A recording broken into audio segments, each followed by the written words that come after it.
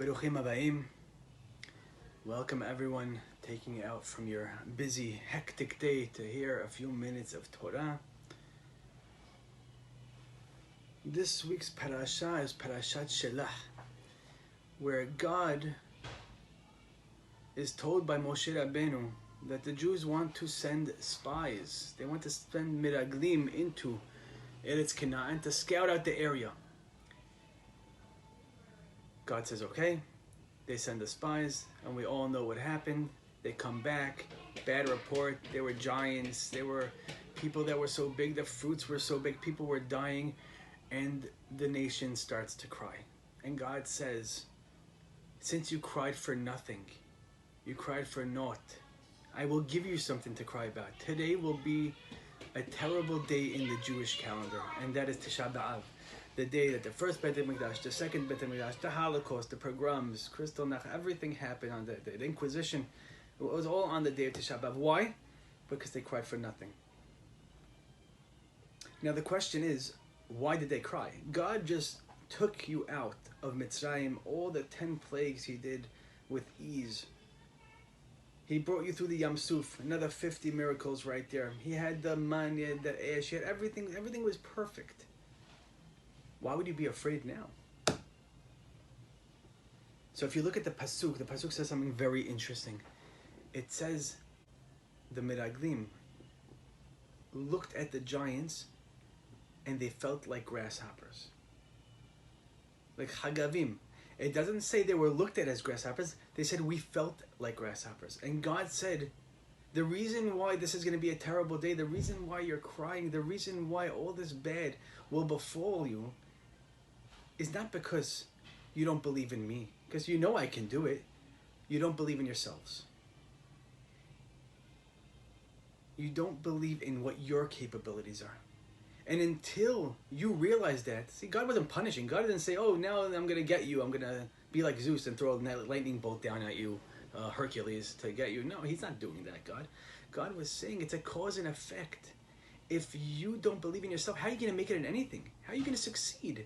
How are you going to accomplish? How are you going to become the greatest person you're supposed to be? How are you going to be an amazing spouse, good to your children, time for friends, good at work? Everything that you need to do to accomplish in your life, it won't happen. Why? Because it's cause and effect.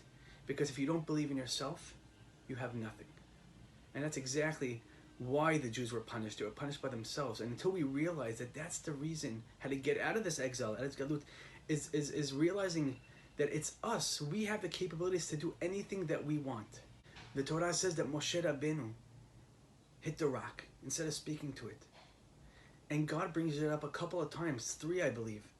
He talks about that sin and you wonder, he was your faithful shepherd for 80 years. He did everything he had to do. All of a sudden, he does one thing that seems so minute, so small, so myopic, so little. And then you bring it up 3 times. And the reason why it's brought up 3 times is because God was telling us that you can be the greatest person in the world.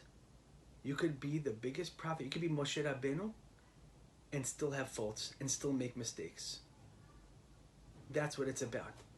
It's about when times are hard and you pull through because you know that you have the ability to do it. When we get out of this second pandemic of ours, it's not corona anymore. Now it's depression, it's anxiety, it's stress.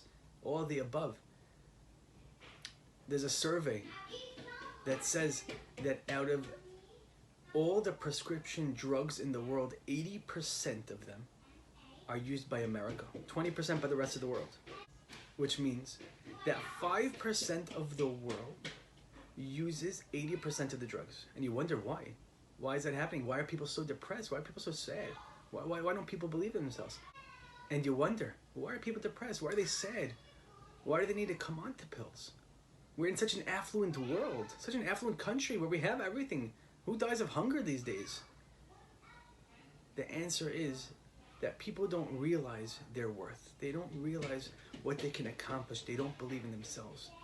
The 600,000 letters in the Torah corresponding to the 600,000 nishamot, souls that we have in the Jewish nation. What happens if one letter is scraped?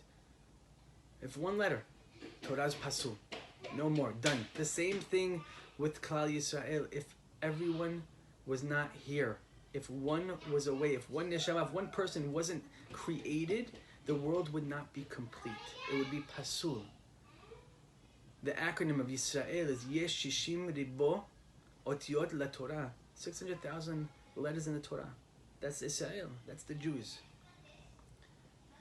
And when we realize that we're worth it, that we can accomplish, that we're worthy of good. A lot of people think they're not worthy to have anything good.